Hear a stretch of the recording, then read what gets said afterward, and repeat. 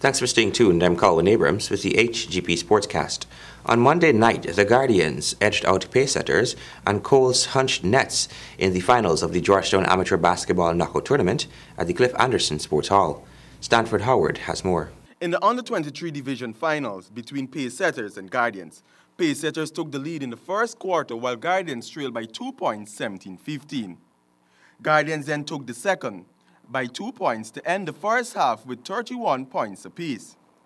Guardians in the second half looked to improve on their drive, and they took the third quarter by 3 points, 22-19. It was the fourth quarter where the Guardians went all out and pulled away from the Pacesetters, with 3-pointers being scored, and they walked away with the game 73-59.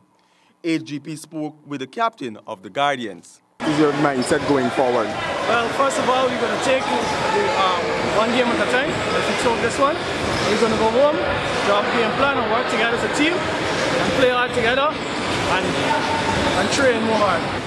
Coming into the final quarter, what was coach telling you? Coach was telling me to shoot the ball, make space and shoot the ball. In the second finals of the night in the first division, Colts triumphed over the Nets 68-59. Colts took the first quarter by 13 points and continued to extend their lead into the second quarter and took the first half 37-21. In the second half, the Nets looked to put a little zest in their step by winning the third 20-16, closing the huge margin heading into the fourth quarter. Nevertheless, they won the fourth by just 1 point, which wasn't enough for them to be victorious. Reporting for the Hgp Sportscast, I'm Stanford Howard. The GFF Elite League Season 3 continued this weekend. Here are the match updates. On Friday, Match 1 was between New Amsterdam United and Western Tigers. The Tigers took victory with a 2-1 score. In Match 2, Fruita Conquers mauled Malrock 4-1. On Sunday, the action moved over to the GDF ground, Camp Ayangano. The Namsal FC battled Victoria King FC. Number 10 Gideon Payne scored the first goal in the 30th minute and his teammate number 11 Delon Lanferman in the 80th minute to capture the win. For the Victoria Kings, Aubrey Gibson scored the lone goal for his team in the 42nd minute. In the Freechard game, GDF FC had a strong defense against Buxton United FC. This game ended in a draw as both teams only scored 1 goal each. Number 39 Denver Dennis scored first for Buxton in the 32nd minute, followed by GDF in the 90th minute by number 20 Amos Ramsey. The GFF Elite League continues next weekend. National champion Wendell Musa pulled off an upset over Caribbean champion Anthony Drayton, and Joshua Gopal won the junior crown when the Ghana Chess Federation Sasha Sells National Senior and Junior Championships ended on Monday at the National Racket Center on Wilford Avenue. Stanford has more. The senior final saw Guyana's highest-ranked players, Anthony Drayton and Wendell Musa. Musa and Drayton had tied in a 5.5 points after Sunday's final round of 7-round close championships. Musa later retained the men's crown he won in 2016 by defeating Anthony Drayton 2-0 in a playoff. This is what Musa had to say after his victory. I mean, he's my student, so I knew his strengths and weaknesses, and I prepared myself well, so it was, I just tried to make sure I play cautious and bring it home. A big perspective. Currently, the Ministry of Education with the National Sports Commission, they're trying to push chess to schools.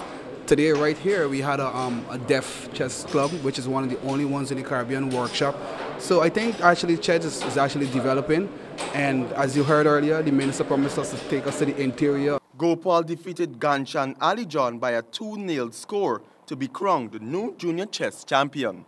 The junior champion was elated about his win and explained the challenges he faced throughout the tournament. Yeah, it's great, man. Yeah, feels good. And what was competition like throughout the entire tournament? Oh, well, 3 times in this entire tournament I've had difficulties. One against Jaden Taylor, a game he was supposed to draw, but due to his lack of knowledge on endgame theory, I was able to promote a pass pawn and defeat him. Second was against Roshan Thomas. That was the first time this entire tournament I actually felt really threatened. His attack was almost overwhelming. And lastly, Ethan Lee. That game, man, I had to work for a win. Really had to work for it. But I prevailed eventually. President of the Chess Federation, James Bond, thanked all their sponsors. Reporting for the Hgp Sportscast, I am Stanford Howard. Thank you, Stanford. Top national players Priyanka Ramdani and Jonathan Mangra will be attending a high-tech badminton training camp, Road to Barranquilla, in Ciudad de Guatemala from March 21 to April 22, 2018. The camp, organized by the Pan Am Sports and Badminton Pan Am Confederation and endorsed by the Ghana Olympic Association, will see world-ranked players from the Pan Am region taking part. Guyanese players taking part were also chosen because Ghana's Narayan and Priyanka Ramdani are in the world rankings in the Badminton World Federation listing, and because of this, we were given 2 spots to attend this camp. And finally, the New Zealand women steals the win from the West Indies squad in the third T20 International. Just the way they had welcomed West Indies on their shores with a 1-run win in the first one-day international, New Zealand sealed the T20 series in similar fashion and kept the visitors away from their first win of the tour. Chasing 135, the Windies women needed 5 to win from the last over with 6 wickets in hand, but off-spinner Anna Peterson took 2 wickets and added a run-out on the penultimate ball to add to West Indies' woes. West Indies showed their intent by making captain Stephanie Taylor open along with Hayley Matthews, and they were scoring at more than a run a ball before off-spinner Leigh Kasparek trapped Taylor LBW for 14. West Indies wobbled further when Kasparek struck again in her next over, and 17-year-old Amelia Kerr, the 5th bowler to bowl by the 7th over, had Matthews caught for 14.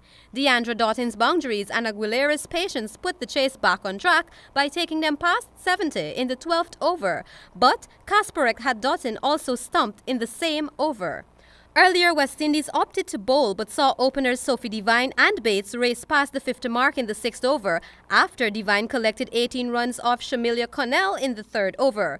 Devine was soon bowled for an 18-ball 41 by Matthews, and West Indies pulled things back from there. The remaining 2 T20s will be played on Thursday and Sunday. For HGP Sport, I'm Kristen Macklingam. And that has brought us to the end of this edition of the HGP Sportscast. Before we go, remember, life is like a sport. Always remember to play fair. Goodbye.